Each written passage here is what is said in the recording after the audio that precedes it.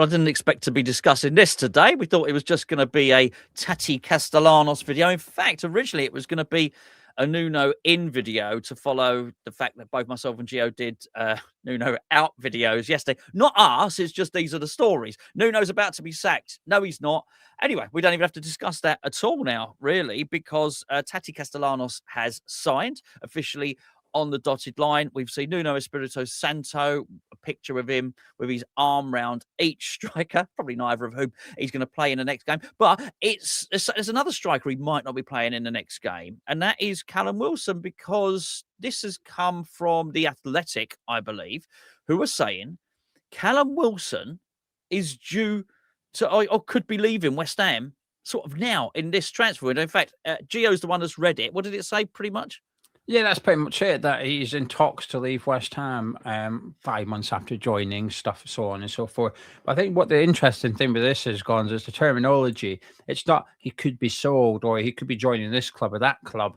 In fact, there's none of that. There's a complete absence of where he might be going or why he might be going. There's absolutely no reason given. So you start thinking, well, what can the reasons be? And in normal circumstances, it's to get money. Well, you're not going to get a transfer fee for Callum Wilson, so score that one off. Okay, so is it to save money? Well, we know this, but it's repeated in the same article, which is his contract is so incentive-based, his wage is actually so low. So if Callum Wilson was to sit on the touchline for West Ham for the next few months and not actually play, it wouldn't actually cost us very much money in the grand scheme of things. So it's not to get money. It's not to save money. He's a homegrown player, so it's not to do with squad status or anything like that. So why would he be leaving? It's a really strange thing, and I'm actually struggling to come up with the answer. The only conclusion I can come to is that he's just not wanted at West Ham. And I have to say, I'm quite concerned by this decision because, I mean, I didn't want Wilson at all in the first place, but he has changed my mind in these short 5 months he's been here so far. But unexpected news. And I still find it to be quite strange news. Yeah, I don't know why you would deny yourself that option from the bench. I'm like you. I didn't want him to come in at all, but he scored some goals and he has at least shown himself capable of still scoring goals in the Premier League. Not lots of them. But I keep making the case for other players. Keep talking about match winners. And really, so much of football is about fine margins. We get to Castellanos in a minute, but someone said about Castellanos to me the other day, well, I'm not sure he'll score more than 4 or 5 goals for West Ham in the second half of the season. I went, well, that might be enough to make the difference. If Bowen scored 4 or 5 as well and someone else has scored a couple, that could make the difference. I just don't know why whatever, Callum Wilson might have 3 goals left in him at West Ham and 2 goals. Why would you deny yourself those goals, particularly when it's relatively risk-free? Because he doesn't cost much money. And the whole other thing that's weird about it is it's this constant lack of continuity at West Ham where we do seem to just swap and chop and change who is in charge of transfers all the time. So if you were to believe the narrative, and I think I sort of do this particular part of it because it changes so much, in the summer, Graham Potter decided he wanted a system that didn't really need a striker, or he was going to go with Fulkrug. He was going to go with Fulkrug and Bowen, and he was happy with that. So he said, don't get a striker. And then, so what happened was David Sullivan was so concerned by this that he contacted his old mate, Will Salthouse, and said, have you got a striker? So funny enough, I've got Callum Wilson. I think David Sullivan's with Callum Wilson. He always scores against us. Let's get him in. We really, really need a striker. You couldn't persuade me otherwise that Callum Wilson was a David Sullivan signing. Yeah, I agree with that. So he's got his signing in, and then he's now completely relinquished transfer power. So we've probably now, because Nuno's supposedly 100% in charge, if you follow the narrative, this season, the transfer responsibility has gone from, it's crazy, Carl McCauley. It was then basically, we've been being told it was handed to Maximilian Hans. We know that David Sullivan's got involved, and now it's Nuno Espírito Santo. We're meant to be getting better at this stuff. We're getting worse. And I just think, well, what is it? At least have the courage of convictions. At least be turning around and saying, well, no, actually, this is my guy. I brought him in. I think he's the one to have to relinquish all responsibility? I don't know. I think it just leaves more questions than answers, Gio. If you've got a hunch, what do you actually think is going on with this? It's got to be that Nuno doesn't fancy him. I can't come to any other conclusion. I literally cannot. Like I said, it's not financial reasons, so it's not even squad reasons. And then the mad thing is, I can't believe I'm waiting to say these words out loud. I was thinking it when you were speaking. If we go down, Wilson actually might be handy for the championship. But he might be, because is Taty going to play in the championship? I don't know. He might do, but I'd be concerned if we're bringing in a Lazio striker who's played for Argentina. That's cost 25 million. He said, "Oh, it might be in the championship." He said, "Oh, no bother about that, lads. I'll get stuck in." I think, hang on a minute. Why are you okay to play in the championship? You should be saying, "No chance. My ambitions are much greater than that. I'm not playing in the championship." I don't want someone coming here going, "Yeah, I'm all right with that." Actually, Callum Wilson's the type of person you probably need in terms of goal scorer, but also at Newcastle, you only heard good reports about him in terms of being the character and in the dressing room and stuff like that. And we are lacking leadership at the minute. And I appreciate character and leadership are not the two, are not the same thing, but they do intertwine quite a lot as well. Yeah, I just think it's really risky because you're then back to two strikers, Pablo and Taty. One of them from the Lazio side of things isn't a proper number 9 anyway. And the other one's a 21-year-old who's in his second season in professional football, both coming to the Premier League for the first time. And I think actually it feels risky. It feels, I can't believe I think letting Wilson leave is risky. But I just think not only is it that, I just think it's so unnecessary. It is so unnecessary. There's a possibility that we let him go, and by the end of the month, it's someone else in charge of the team anyway. Yeah. So I just think for the whole financial gain, which is a 10, 20, 30 grand a week, whichever you believe, just keep him around. Even if he doesn't play a minute between now and the end of the season, even if he's just there as an option on the bench to come on for the last 10 minutes, even if he's just there almost as a bit of a cheerleader for the financial consequences of the club, I just don't see why you'd authorize him leaving. Well, I mean, this is interesting. So I know you don't think, because you joke about it anyway, you don't think Nuno will be here next season anyway, right? You think he's going to look... Unless he keeps us up. I don't believe he'll keep us up. Yeah, so, okay. Yeah.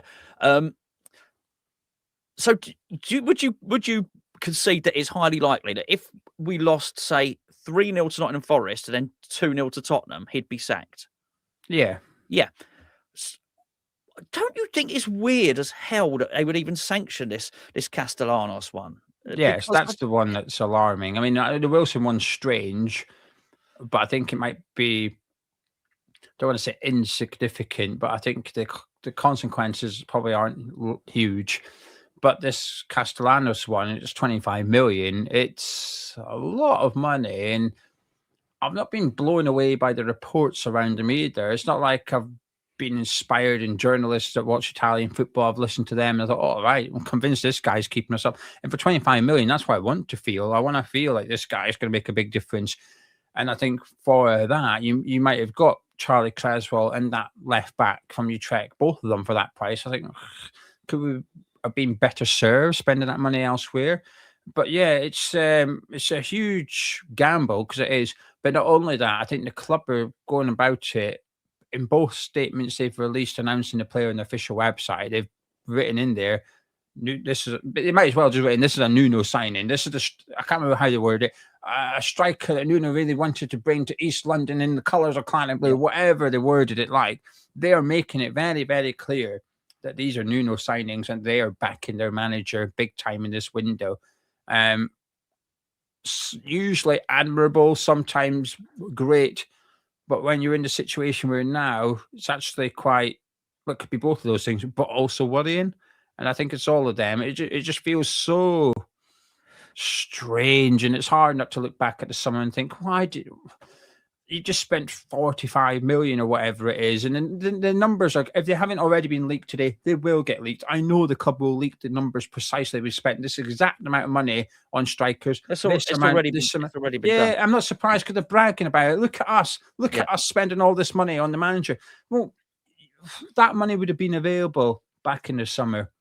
Had you spent it adequately with Hans or Macaulay or whoever else in charge, you might have avoided this situation. You might not have done, but you might have done. And it just feels I say too little, too late. It actually feels too much too late. Yeah, that's a good phrase. Yeah. I mean, you just invented that. Very good one. That messaging that you said, which is the thing is, we're all cynics now as West Ham fans. We're all cynics. We're waiting. Everything feels loaded. Every comment from the board feels loaded, and you can't shift the moment you hear that stuff. Obviously, they want us to hear it as, "Oh, look at the board. The board are being good. They're backing their manager." But we just hear it as you're just preparing yourself for when you throw him under the bus. That's all you can hear. These are Nuno's strikers. Well, we know what you're doing. So when it's almost like I believe that they don't think they're going to work out. I think that they're still preparing to sack him. So when they don't work out, it's a case of, well, we backed the manager and gave him his players. Well, then you're idiots. If you backed a manager, you were still considering sacking. I don't even think Pablo should have been brought in by that point, right? But I understand they had to do it quickly. Fair enough. And maybe you can make an excuse for that.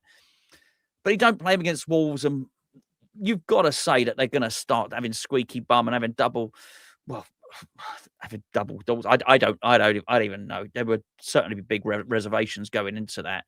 When you don't win the must-win game, then you're going to give him another game. And I know they've backed away from saying, "Oh no, it's not a must-win game." But I'm like you. I think he can't keep losing. He'll be gone very, very shortly. If he keeps losing, he won't see the month out.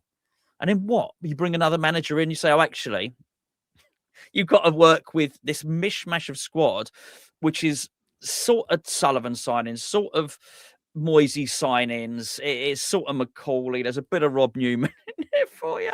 There's some Tim Stighton stuff. And by the way, we let Nuno have a little go at the end as well. I just think it's just that, honestly, I think it's absolute madness. I certainly wouldn't be letting Callum Wilson go because he's the only one you can be certain. You might be certain that he will score a couple of goals and he'll play for 60 minutes. At least there are a couple of things that we can be certain on. Are you feeling anything positive at all about the two strikers coming in? Let's finish with something. Yeah, listen, I think had we beaten Wolves, I think I'd be pretty excited right now because we'd be sat here thinking, oh, we're a point behind Nottingham Forest, play them tomorrow night. We've beaten Wolves, got two strikers in. I think there would be a bit of positivity around me. In a weird way, I was feeling positive on Friday when Pablo got announced and we're playing Wolves tomorrow. I was thinking, right, come on then, get this win and we're back in it kind of thing. But it's just difficult at the minute because actually it's gone through 180 because on Friday, the transfers was distracting us from the Wolves game. And now the Wolves game is distracting us from the transfers. So we've spent 25 million on a striker, and I'll be honest with you, Gonzo, because I don't know who he is as well. I don't have a twinge of excitement about me. I'm not even thinking, oh, buzzing. And I hope he does well, and I hope that he plays against Nottingham Forest, and I hope he's the reason we win the game. And I'll feel totally different on Wednesday. But at the minute, if I sat here going, yes, we've signed Taty, brilliant, it'd be a completely fake, it'd be a complete lie, and it's got nothing to do with the striker. It's just the whole situation at West Ham. And I'm actually more concerned about everything at the minute because it just doesn't make sense as to why we're spending such big money. I struggle to believe that you couldn't negotiate this as a loan with an obligation to buy in the summer if we stay up. I don't. We did it with Thomas Souček, and I feel like Lazio, I believe, are financially struggling at the minute, so they needed the money. So it's not even like we've taken advantage of their financial situation. We've, by the sounds of it, paid fair market value, and that's maybe being kind to West Ham. We paid fair value for this player, and we've gone to a club that's skint and desperate need of money, and we've come away without a bargain, without the benefits of buying from a club that's in desperate need of money.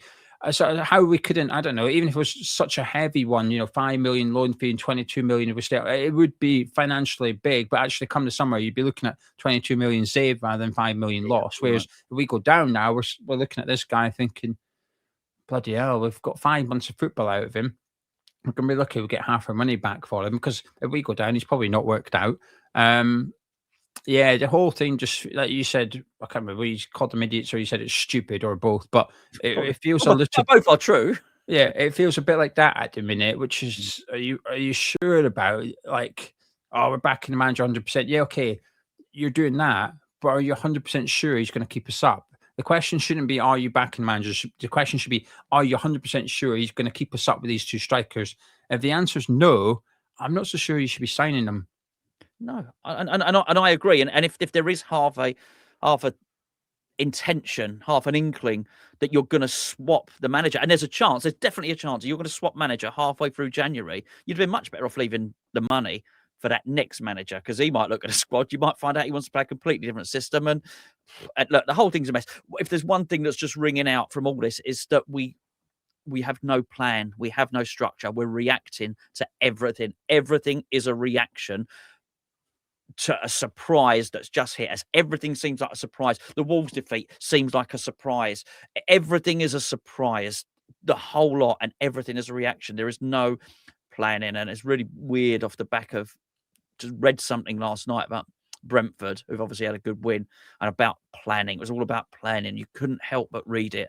I think we have none. There's not. It's just a plan. It's not even how you execute the plan. I'm not even talking about being competent at executing a plan. It's about not having a plan. It's just reaction, and it just smacks of a club that's scared stiff. They are scared stiff at the moment.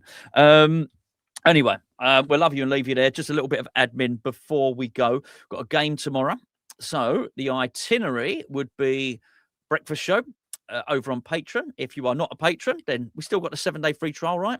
Yeah. Take advantage of 7-day free trial and join us for a bit of a breakfast show. You'd even, if you did a 7-day free trial, you get some player ratings videos and some other, a lot of stuff going up actually at the moment. That's the best way for you guys to support Hammers Chat. That's our third Hammers Chat channel. Basically, I guess we'll both have videos up in the morning before the game. But you can join us. Time to build up show. What time are we kicking off? I don't know what time the kickoff is. Maybe 7:30, maybe 8:15, anything in between. I don't know. Hour and 5 minutes before kickoff tomorrow over on the main channel. We'll take you through all of that. We'll have a little bet. We'll have a little wind up. We'll probably talk about food at some point as well. We'll read all your comments out, and we can sort of worry together, reading out that team sheet. I think the only thing, it would not be beyond Nuno Espírito Santo for us, for the first time in a long time, to have 3 strikers in the squad and none of them starting.